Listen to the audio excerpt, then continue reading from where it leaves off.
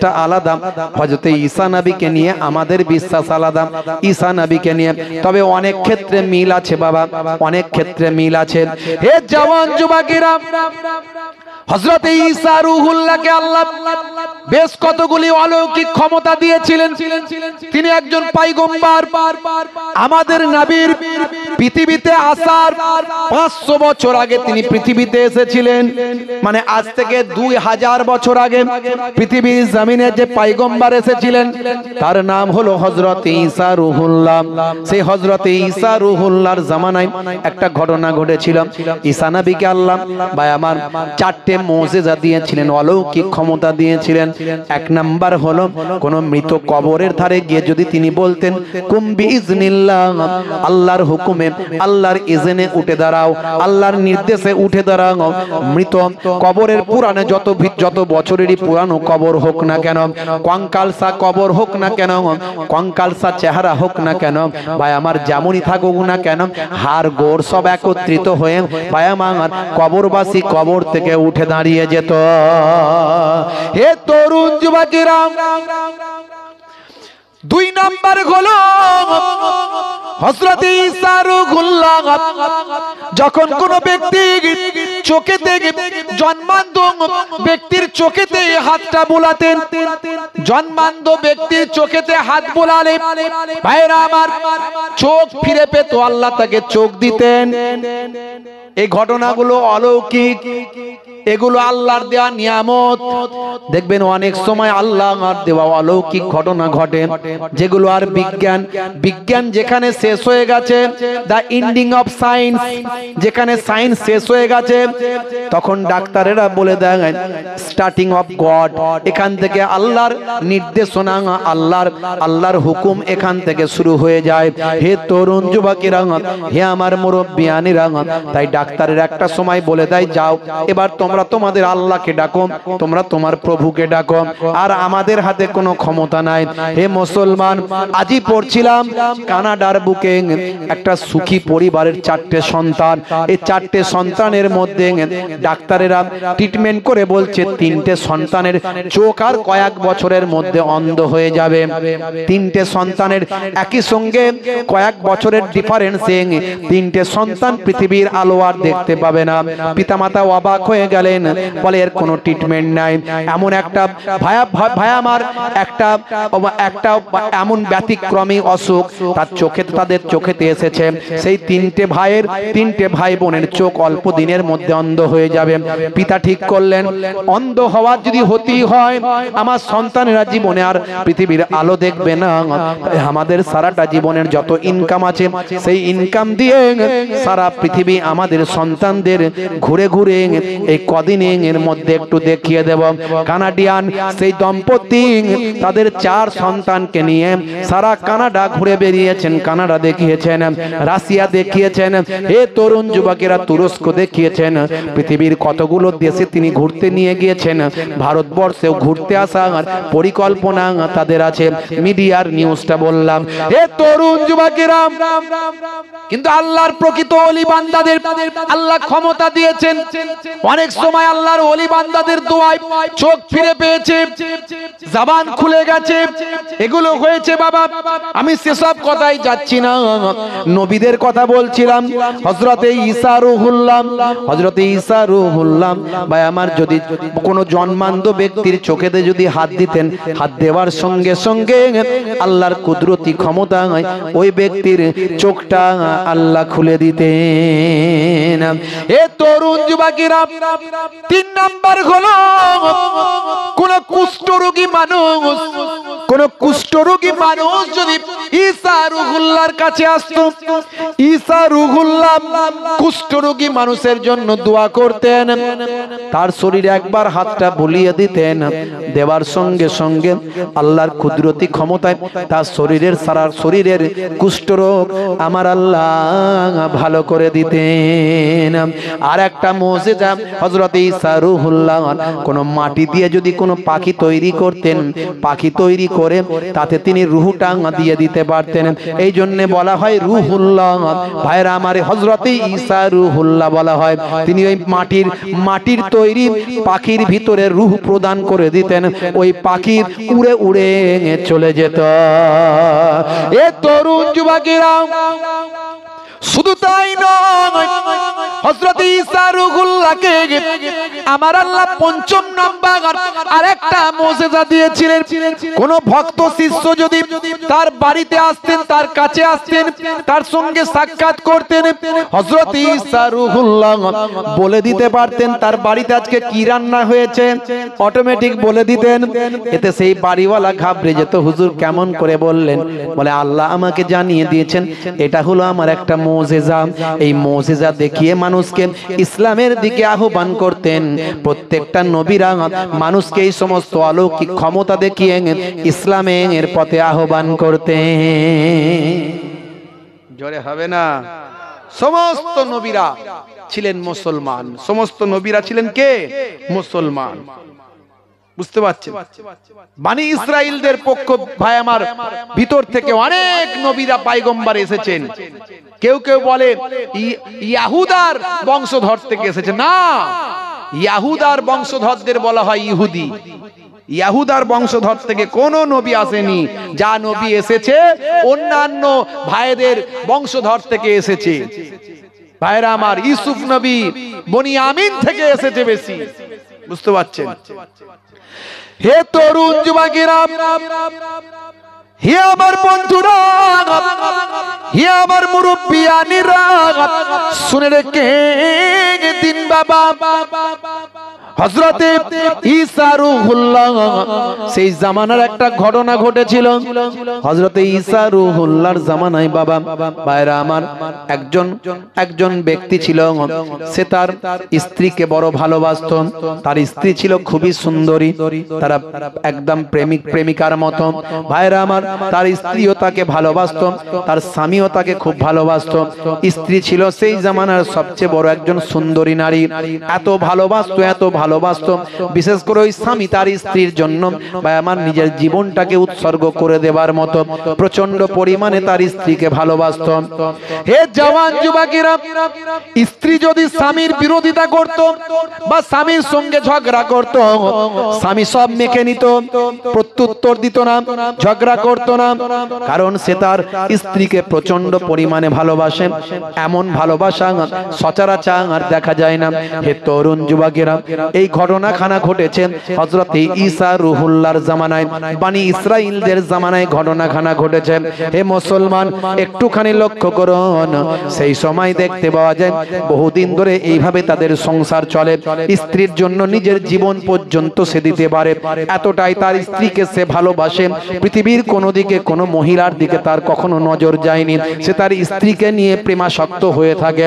হে তরুণ যুবকেরা, বন্ধুরা আমার, শুনুন, আল্লাহর হুকুম হলো আজরাইল ফেরেশতাকে আল্লাহ পাঠিয়ে দিলেন, যাও ওই ব্যক্তির স্ত্রীর জানটা, রূহটা কবজ করো। আজরাইল ফেরেশতা তার রূহটা কবজ করে নিল। এই কবজ করার পরে রূহ বেরিয়ে গেল। ওই বনি ইসরাইলের ওই মহিলা মারা গেল, সুন্দরী নারী মারা যাওয়ার পরে নিরুপায়, হে তরুণ যুবকেরা, ওই জেসেমটাকে, ডেড বডিটাকে আঁকড়ে ধরি ওই পুরুষটা, ওই স্বামীটা আর কাঁদতে লাগলো, এমন পাগলের মতো হয়ে গেল কেঁদে কেঁদে। ভাই আমার, মানুষজন বুঝিয়ে সুজিয়ে ওই মহিলাকে কবরস্থ করে আসলো, কবরস্থ করলো, কবরে দাফন করলো। কিন্তু ওই যুবক তার স্ত্রীকে কবরে দেওয়া মেনে নিতে পারলো না। ভাইরা আমার, হে জওয়ান যুবকেরা, ওই মহিলার কবরের ধারে দিনের পর দিন, রাতের পর রাত সে কাটাতে লাগলো। এইভাবে 1 মাস 2 মাস নয়, 3 মাস 4 মাস নয়, 5 মাস 6 মাস নয়। লোকে মনে মনে ভাবলো সে তার স্ত্রীকে খুবই ভালোবাসে। কিছুদিন গেলে আস্তে আস্তে তার এই অবস্থাটা কেটে যাবে, যেহেতু সে মারা গেছে, দুনিয়ার জমিনে আর নাই। হে জওয়ান যুবকেরা, কিন্তু তার জন্য হয়ে গেল ব্যতিক্রম। কয়েক বছর কেটে গেল, তবুও সে তার স্ত্রীকে ভুলতে পারে না। সে কবরের ধারেই বসে থাকে, সে কবরের ধারেই পড়ে থাকে। বন্ধুরা আমার, এখনকার যুগে মুসলমান আমাদের স্ত্রীকে আমরা কতটা ভালোবাসি, বাসি তো নাকি? এই ভালোবাসা নবী শিখিয়েছে না শেখায়নি? কথা বলেন, শিখিয়েছে না শেখায়নি? এখন ভাইরা আমার, মুসলমানের ছেলেরা ভালোবাসা শেখে নবীর কাছ থেকে না শাহরুখ খানের কাছ থেকে? কার কাছ থেকে? শাহরুখ খানের কাছ থেকে শেখে ভালোবাসা। ওরে বাপ রে বাপ, কি ভালোবাসা! সব বিয়ের আগে, বিয়ের পরে নয়, বিয়ের আগে সব ভালোবাসা। হাত কেটে রক্ত বের করে দেবে, আই লাভ ইউ, তোমার জন্য জীবন দেবো। উড়ি সর্বনাশ! রেল লাইনে মাথা দেব, বিষ খেয়ে মরে যাব, তবু তোমাকে আমি পাবো, তোমাকে না পেলে জীবনটা আমি দেব। উড়ি সর্বনাশ! হাই রে হাই! বাপ বলে আমার একটাই ছেলে মরে যাবে, যা হবে হবে, তাড়াতাড়ি বিয়ের ব্যবস্থা করতে হবে। যে কোনো ভাবে ম্যানেজ করে বিয়েটা দিল। 2-3 বছর কাটতে না কাটতে দু একটা ছেলে পুলের বাচ্চা কাচ্চার বাম্মা হলো। তারপরে হঠাৎ করে দেখা গেল ভালোবাসা পালিয়ে গেল। এবার রাতে বেলায় মাঝে মাঝে বা আমার খুঁটিতে নাটিতে সামান্য বিষয় নিয়ে ঝগড়া হয়। সেই ঝগড়া হাতাহাতি পর্যন্ত যায়, ক্রিকেট বল আর ফুটবলে পরিণত হয়। ঢিসুম ঢাসাম, ঘরের কাছ দিয়ে গেলেই শব্দ হয়। কথা ঠিক না ভুল? বলে লেগে গেছে খেল। বলে কি হলো রে? এত ভালোবাসা ছিল, হাত কেটে রক্ত বের করেছিল, বলেছিল আই লাভ ইউ, তোমার জন্য জীবন দেব। আজ জীবন কোথায় গেল? বলো ভালোবাসা সব জানলা দিয়ে বেরিয়ে গেছে। কথা ঠিক না ভুল? শিক্ষকের স্ত্রী ঝগড়ার সময় বলে আমাকে বেশি শেখাতে এসো না। অভিনেতার স্ত্রী ঝগড়ার সময় বলে আমার সঙ্গে নাটক করো না। দোকানদারের স্ত্রী ঝগড়ার সময় বলে আমাকে সস্তার মাল পেয়েছো। আর ইঞ্জিনিয়ারের স্ত্রী ঝগড়ার সময় বলে মেরে বালি চাপা দিয়ে দেব। কসাইয়ের স্ত্রী ঝগড়ার সময় বলে কেটে টুকরো টুকরো করে দেব। আর জেলের স্ত্রী ঝগড়ার সময় বলে মেরে শুটকি মাছ বানিয়ে দেব। এখন টেম্পার কারো কম কার বেশি? সমান সমান হাই লেভেল। কারণ তাদের মধ্যে তো শাহরুখ খানের কাছ থেকে প্রেম শিখেছেন। স্বামী স্ত্রীর প্রতি হক আছে, স্ত্রী স্বামীর প্রতি হক আছে, এসব তারা জানে না, জানার দরকারও নাই। আল্লাহর নবী বলেন, হে মায়েরা বোনেরা শুনে রেখে দেন, আল্লাহর নবী বলেন যদি পৃথিবীর বুকে কোন মানুষকে সিজদা করার অনুমতি দিতাম, তাহলে আমি নবী বলতাম হে মেয়েরা, হে মায়েরা বোনেরা, তোমরা তোমাদের স্বামীর পায়ে সিজদা করবে। স্বামীর মর্যাদা স্ত্রীর কাছে এতটা দেয়া হয়েছে, এত বিশাল পরিমাণে মর্যাদা দেয়া হয়েছে। আপনি বলবেন এতে মহিলাদের ছোট করা হয়েছে, আপনার এটা স্বাভাবিক মনে হতে পারে, আসলে না না না। দেখুন স্ত্রীর মর্যাদা কত দেয়া হয়েছে। ভাই আমার, একটা স্বামী যদি নামাজি পরেজগার আল্লাহওয়ালা হয়, কিয়ামতের দিনে ভাই আমার জান্নাতে যাওয়ার আগে সর্বশেষ ক্লিন চিট, সর্বশেষ সার্টিফিকেট নেবে তার স্ত্রীর কাছে। স্ত্রী তাকে যদি সার্টিফিকেট দেয়, আমার স্বামী আমার হকটা আদায় করেছিল, আমার দায়িত্ব নিয়েছিল, দায়িত্ব ঠিকঠাক পালন করেছিল, আমার যা কিছু প্রয়োজন সব অভাব অভিযোগ মিটিয়েছিল, এই ক্লিন চিট, এই সার্টিফিকেট না পেলে একজন স্বামী জান্নাতে যেতে পারবে না। ইসলামে কাউকে ছোট করা হয়নি, ইসলাম বুঝতে হবে। অনেকে বোঝে না তাই সমালোচনা করে। পিতামাতার সম্মান কত দেয়া হয়েছে। হে তরুণ যুবকেরা, নবী বলেছেন হুমা জান্নাতুকা ওয়া নারুকা, তোমাদের বাম্মাই জান্নাত, তোমাদের বাম্মাই হলো জাহান্নাম। মুসলমানের ছেলে বাম্মাকে গেছে ভুলে, বুড়ো বাপ বুড়ি মাকে ঠিক মতো দেখাশোনা করে না, ঝগড়া করে। আব্বা জায়গা লিখে দেবে তো দাও, নাহলে চললাম, কোথায় যাবি? কোথায় যাবি?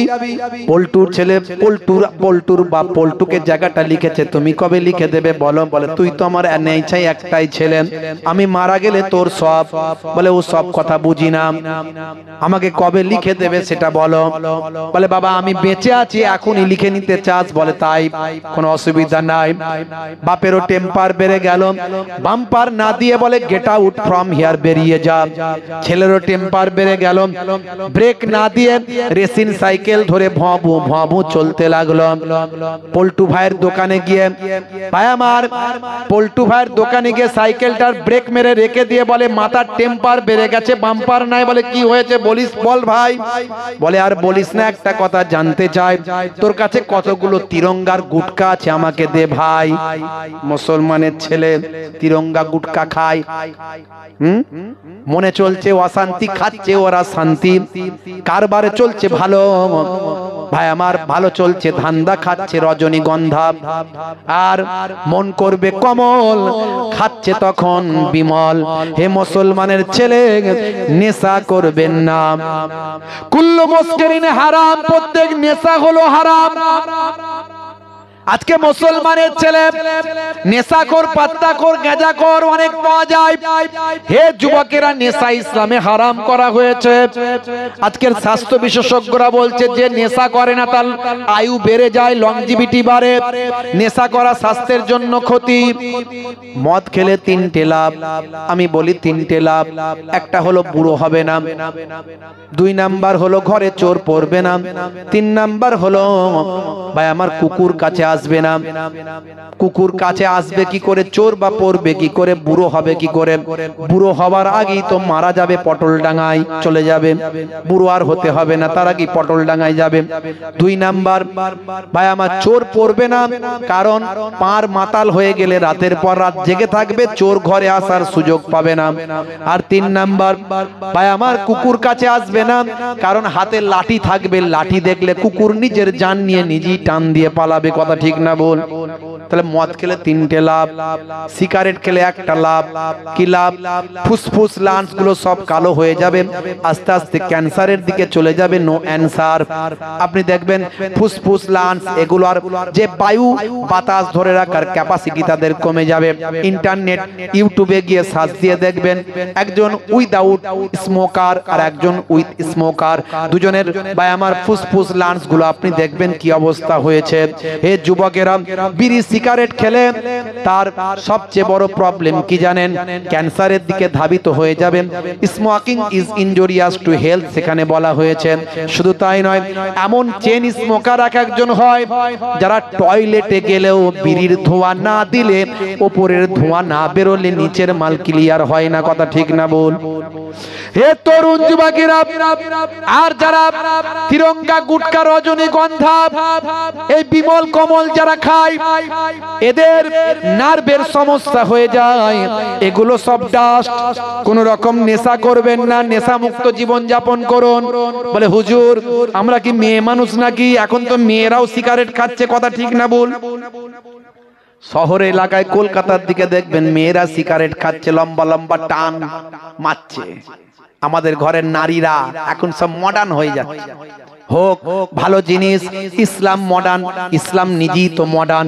ইসলামের থেকে মডার্নিজম আর কিছু হতে পারে না। দেখুন 1450 বছর আগে নবী নেশা মুক্ত জীবন যাপন করতে বলেছেন। আজকের স্বাস্থ্য বিশেষজ্ঞরা আল্লাহর নবীর কথাকে গ্র্যান্ড করেছে। জোরে বলুন সুবহানাল্লাহ। আল্লাহর নবী 1450 বছর আগে বললেন, হে দুনিয়ার মানুষ শোনো, আল্লাহর কোরআন বলে দিয়েছে ওয়াজআলনাল লাইলা লিবাসা, আমি আল্লাহ রাতকে তোমাদের কাছে পোশাক বানিয়ে দিয়েছি। পোশাক যেমন শরীরের সঙ্গে একেবারে লাগানো থাকে, শরীরের সঙ্গে লেপ্টে থাকে পোশাক, আমি আল্লাহ তোমাদের জন্য রাতকে পোশাক বানিয়েছি। মানে রাত্রে তুমি ঘুমাবে যখন অন্ধকার করে দিয়ে ঘুমাও। এটা ইনডাইরেক্ট ভাবে এই আয়াতে বলা হয়েছে।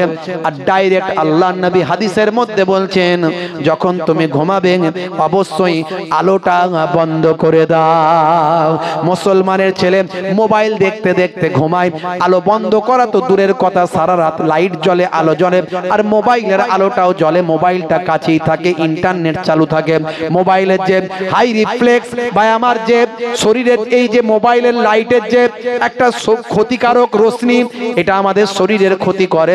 আর মাথার কাছে ইন্টারনেট চালু করলে শরীরের স্বাস্থ্যের জন্য ক্ষতি হয় এবং ক্যান্সারের দিকে শরীর ধাবিত হয়ে যায়। শুধু তাই নয়, হে তরুণ যুবকেরা, 1450 বছর আগে আল্লাহর নবী বললেন তুমি লাইটটা বন্ধ করে ঘুমাও। কোরআন মাজিদে আল্লাহ বললেন রাতকে আমি তোমাদের জন্য পোশাকের মতো বানিয়েছি, পোশাক করে দিয়েছি রাতকে তোমাদের জন্য। হে জওয়ান যুবকেরা,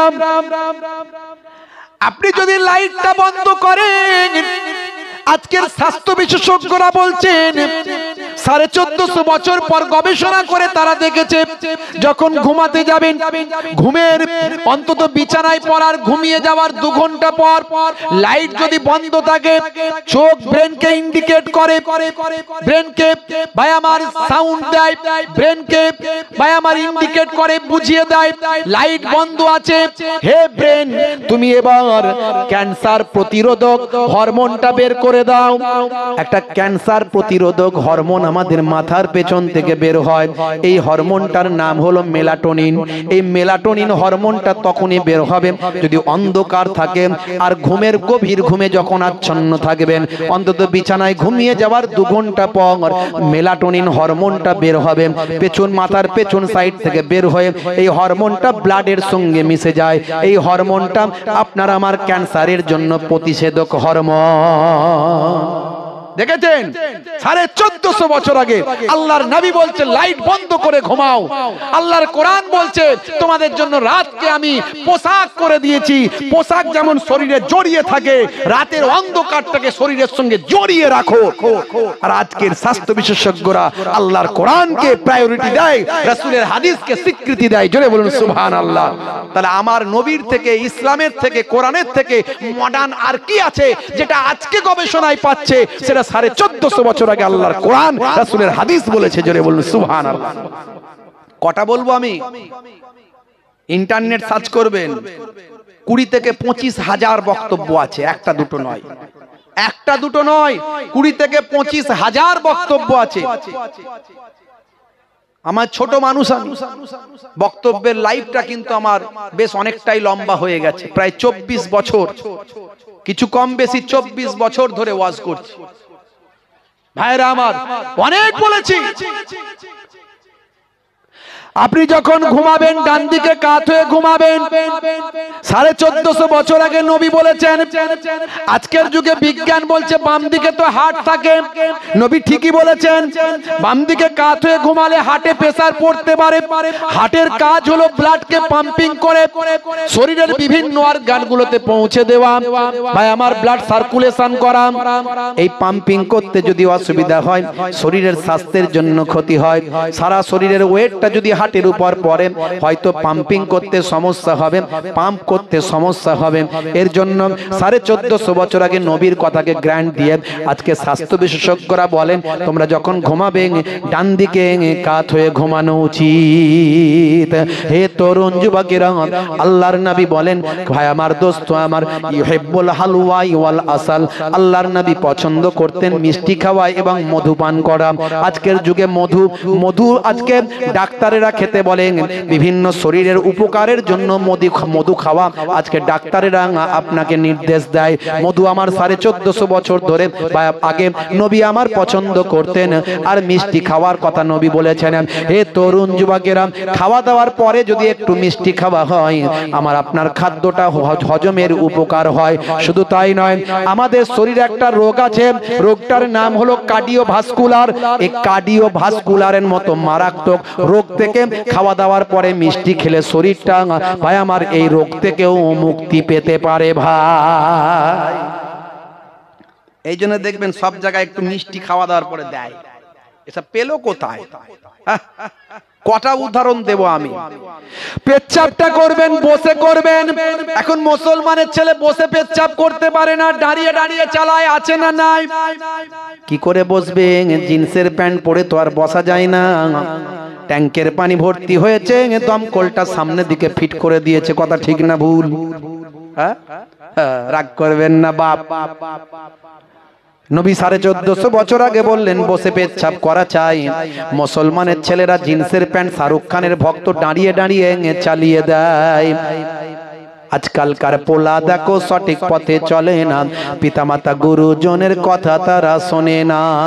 চুলগুলো ছোট ছোট, প্যান্ট শার্ট আটো সাঁটো, সুজোরা পায়ে দিয়ে, পেছনে ব্যাগ নিয়ে, লাল লাল জুতো পায়ে, চোখে কালো চশমা, দুই চোখ মেলে খোঁজে বেদের মেয়ে জোসনা, গায়ে হাতে ট্যাটু আঁকা, হেঁটে চলে আঁকা বাঁকা, গায়ে হাতে ট্যাটু আঁকা, হেঁটে চলে আঁকা বাঁকা। কাছে গেলে দেখা যায় সুস্থ ছেলে না, তিরঙ্গার দুর্গন্ধে টেকা যায় না, তিরঙ্গার দুর্গন্ধে টেকা যায় না।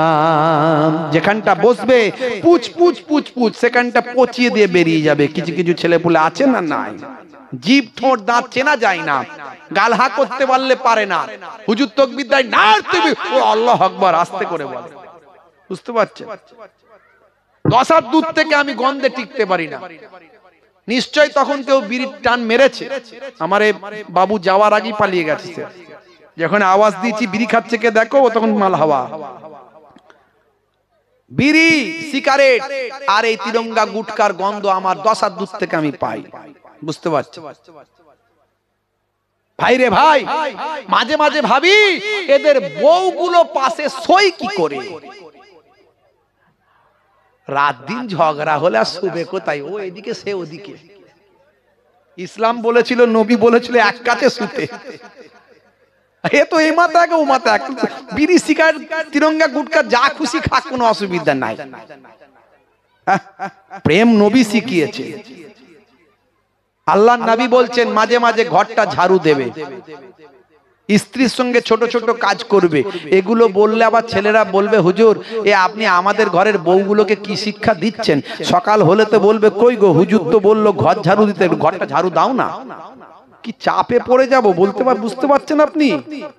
আচ্ছা ভাই, যদি বা বলে আপনার বউ ঘরটা ঝাড়ু দিতে, আপনার সময় থাকলে একটু দেবেন, অসুবিধে কি আছে?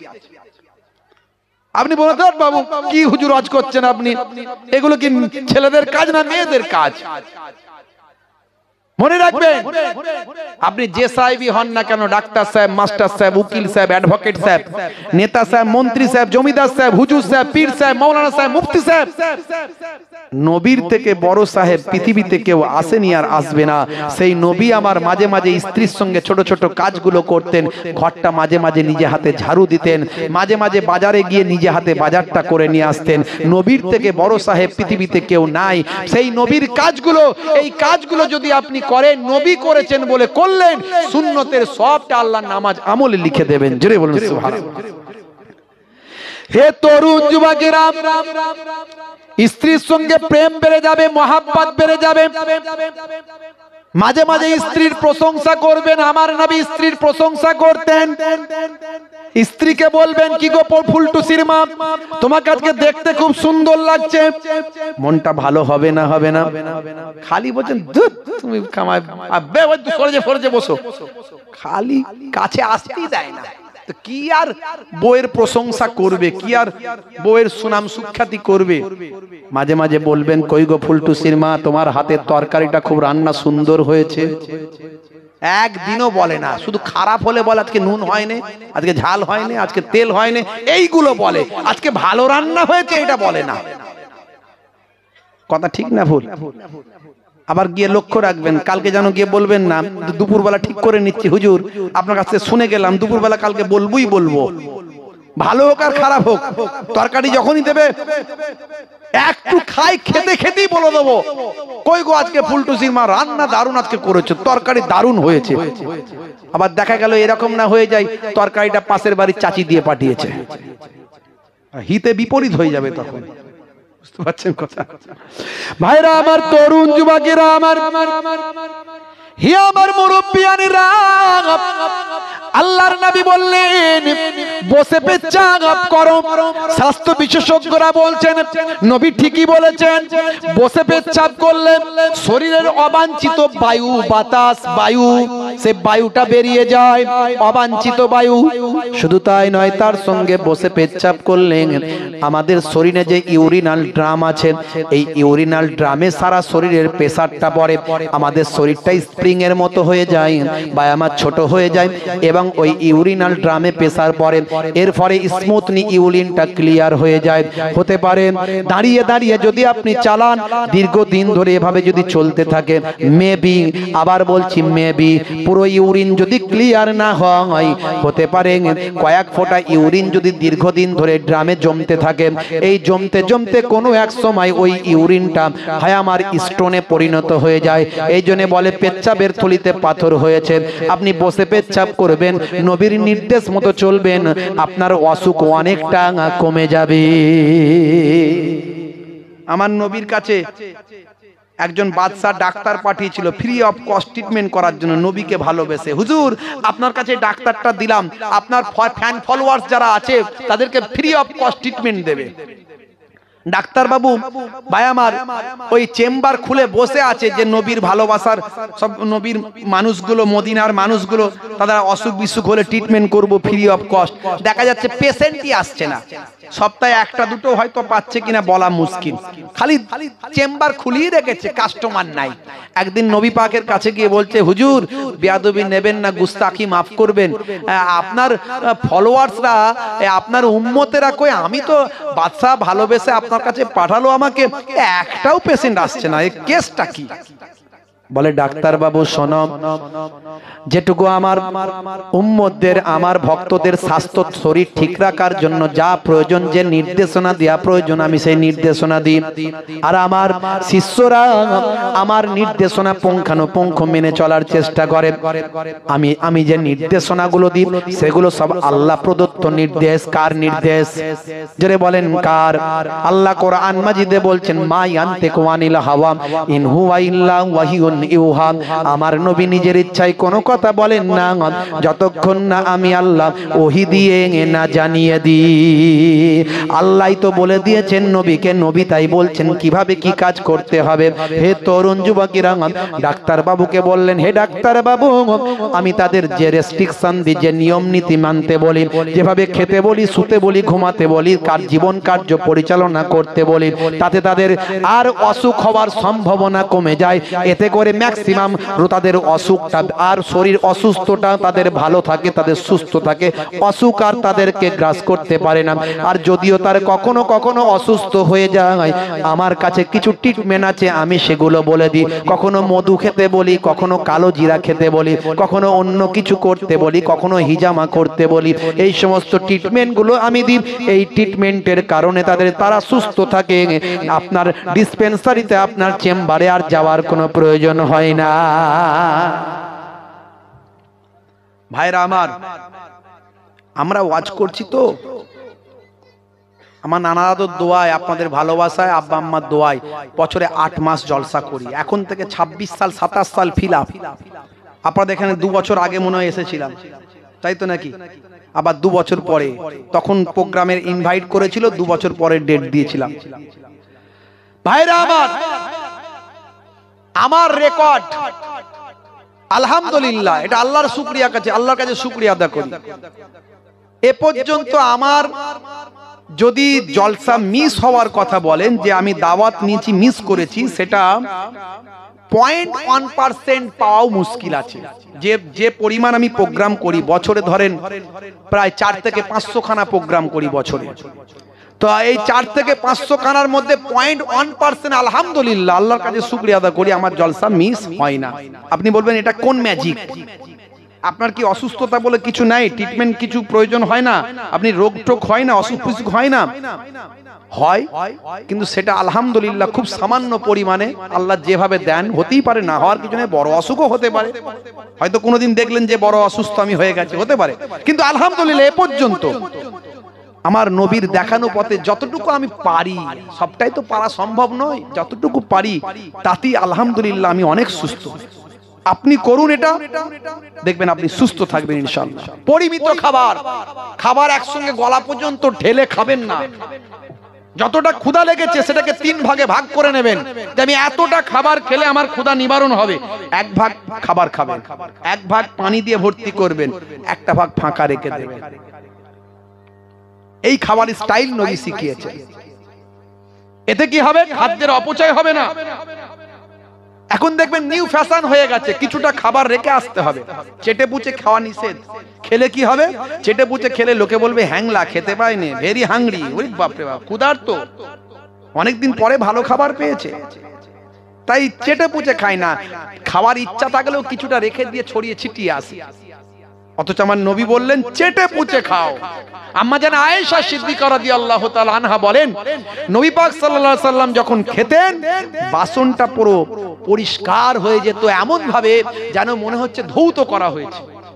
আল্লাহর নবী কোন প্লেটে খেয়েছেন সেটা সহজেই বোঝা যেত।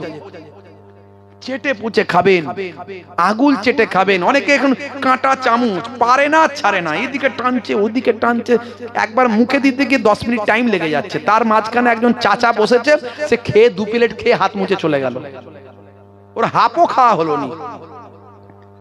এই আগুলের থেকে বড় চামচ কিছু নাই। আল্লাহ আগুলটা কেন দিয়েছে তো তোমায় বুঝতে হবে না কেন দিয়েছে। আর তুমি এখন মডার্ন হয়ে গিয়ে চামচ নিউ ফ্যাশন দেখাচ্ছ, দেখাকে যাও তুমি, আমার দেখানোর দরকার নাই। হযরত ওমর ফারুক রাদিয়াল্লাহু তাআলা আনহু বলেছিলেন, আত্রকু সুন্নতি বিকাউলি হুমাকা। আমি এই বোকাদের কথা, ওই যারা এরকম করে বোকা, ওরা নিজেদেরকে চালাক মনে করে কিন্তু আলটিমেটলি ওরাই বোকা। এই বোকাদের কথা শুনে আমি আমার নবীর সুন্নতকে ছাড়বো না। আপনি হাত দিয়ে খাবেন, হাত চেটে পুচে খাবেন। এই চেটে পুচে খেলে স্বাস্থ্য বিশেষজ্ঞদের জিজ্ঞাসা করবেন, যদি চেটে পুচে খাওয়া হয় মুখ থেকে একটা আলাদা ধরনের নালা নিঃসৃত হয়। লালা, এক ধরনের লালা নিঃসৃত হয়, যে লালাটা আপনার আমার হজমের জন্য উপকার হয়ে যায়। সব স্বাস্থ্য বিশেষজ্ঞরা গ্র্যান্ট করেছে আল্লাহর নবীর কথাকে।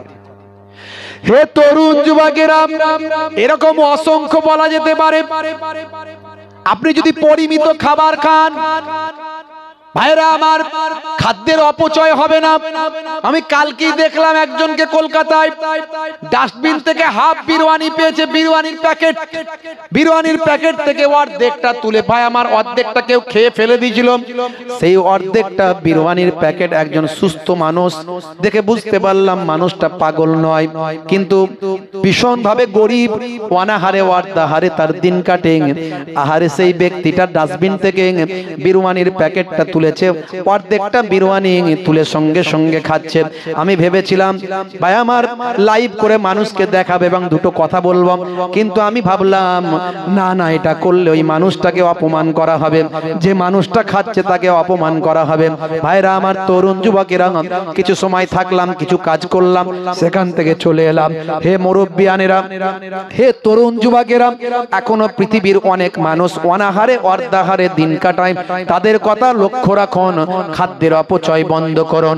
1450 বছর আগে দয়ার নবী বলেছেন পরিমিত খাবার খাও, অতিরিক্ত খাবার খাবে না, যতটা ক্ষুধা লেগেছে ততটা নয়।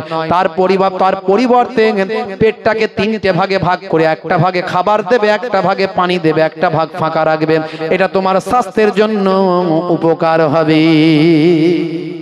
গাপা গাপ খাচ্ছে, পেট একদম এই পর্যন্ত চলে এসছে, কথা ঠিক না ভুল? ওরে বাপ রে বাপ, আর খাওয়ার কম্পিটিশন করছে। হে মুসলমান, একটু আমি সুন্নত গুলোকে বললাম, এগুলো সব সুন্নত, আমাদের নবী এই শিক্ষাগুলো দিয়েছেন।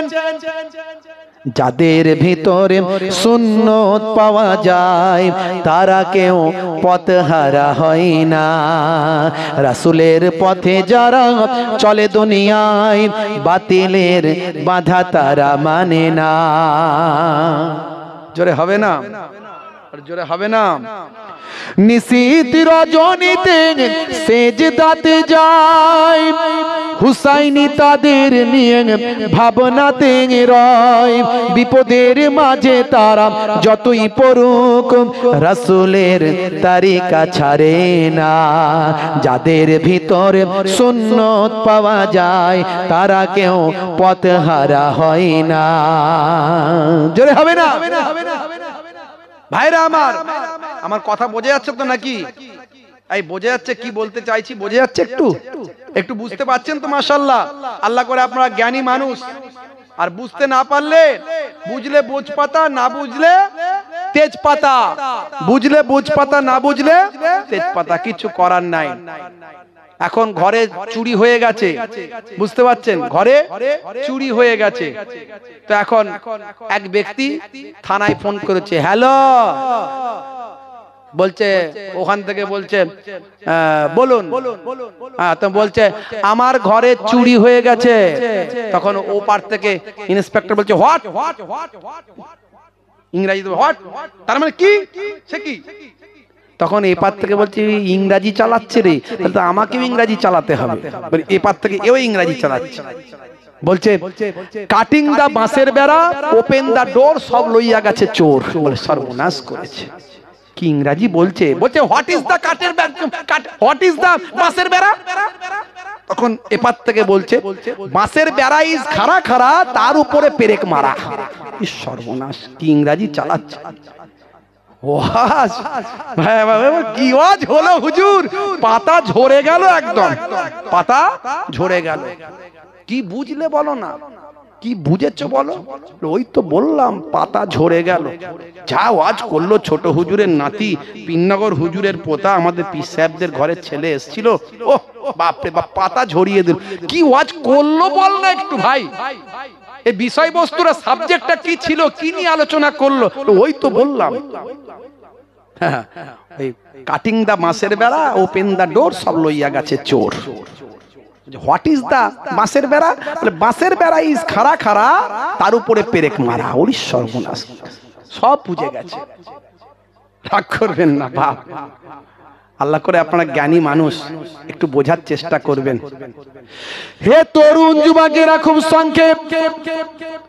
তাহলে আপনাদেরকে প্রথমে বলেছিলাম ইমান, ইমানের কথা বলতে গিয়ে অনেক কথা বলেছি।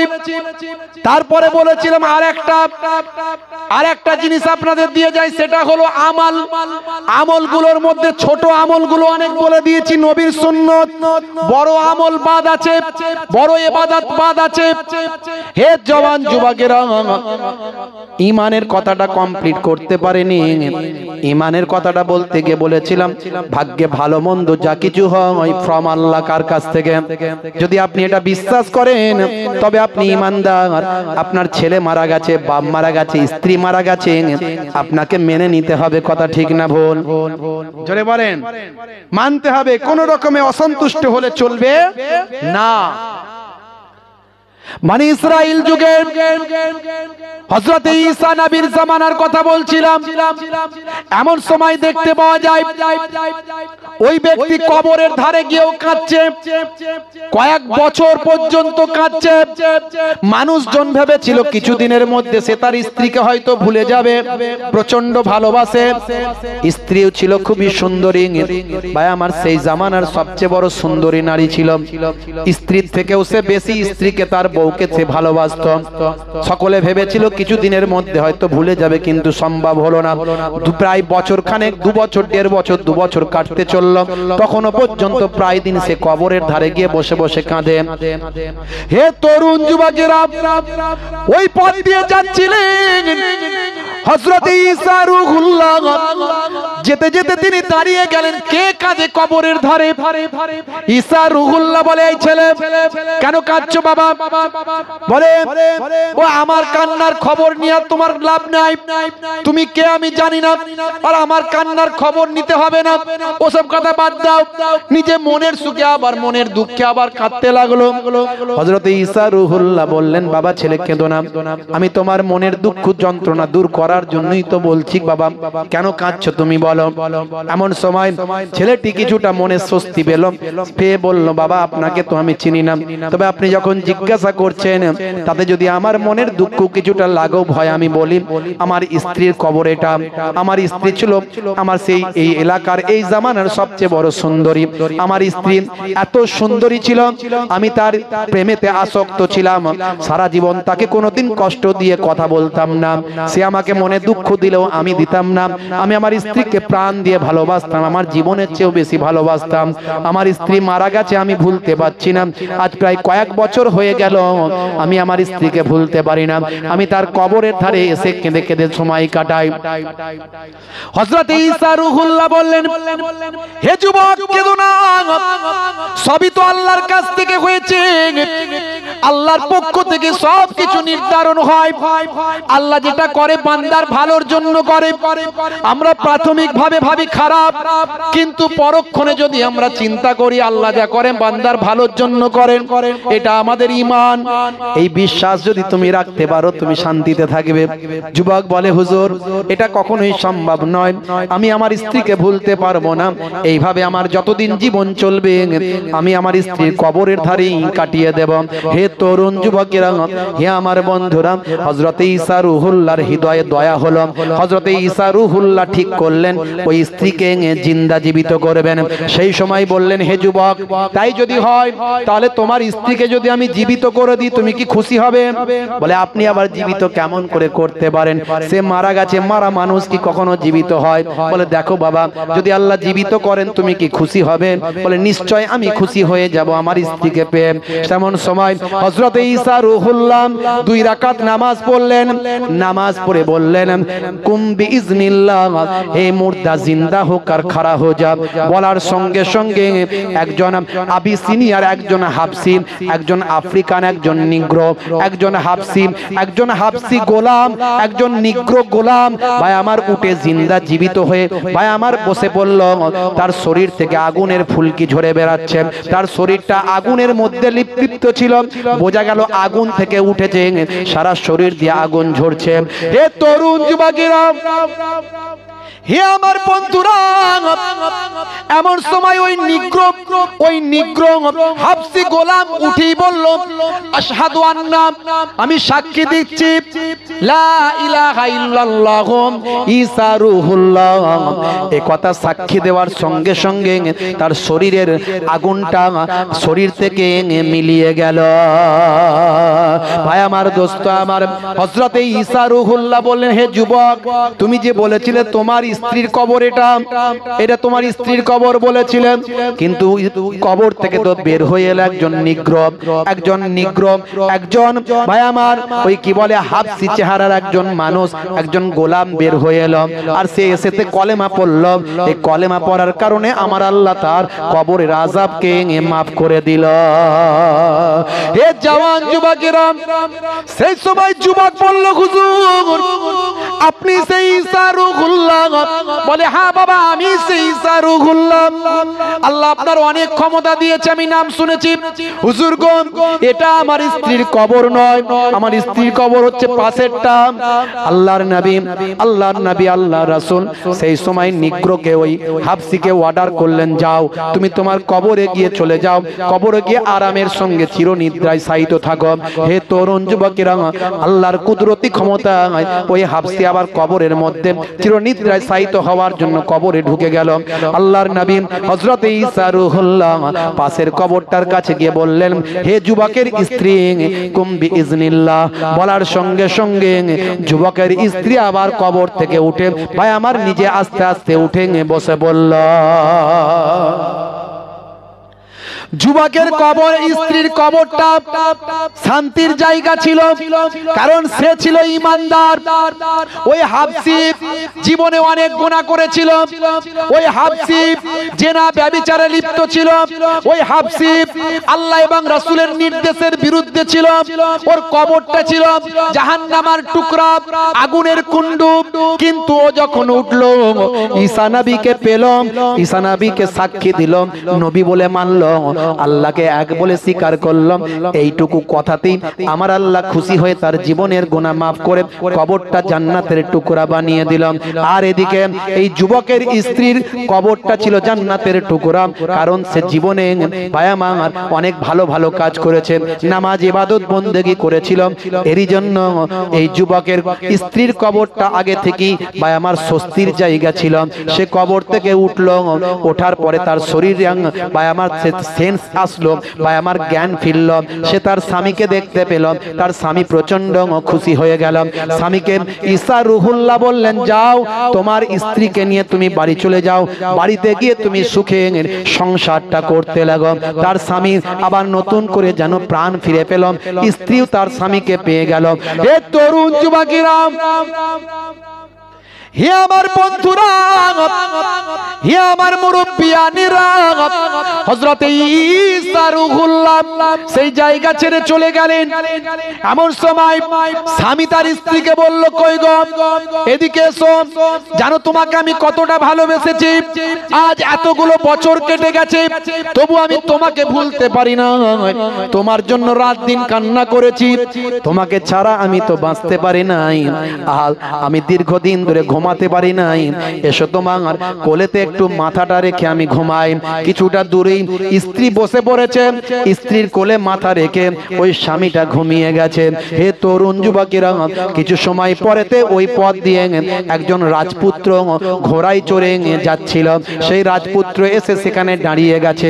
এত সুন্দরী নারীকে দেখে সেই রাজপুত্র আর এগোতে পারে না, সেখানে দাঁড়িয়ে গেল, চোখের ইশারা করলো, চলো আমার সঙ্গে চলে চলো, তোমাকে রাজ হালতে রাখবো, ওই ফকিরের সঙ্গে থেকে তোমার কি লাভ বাবা।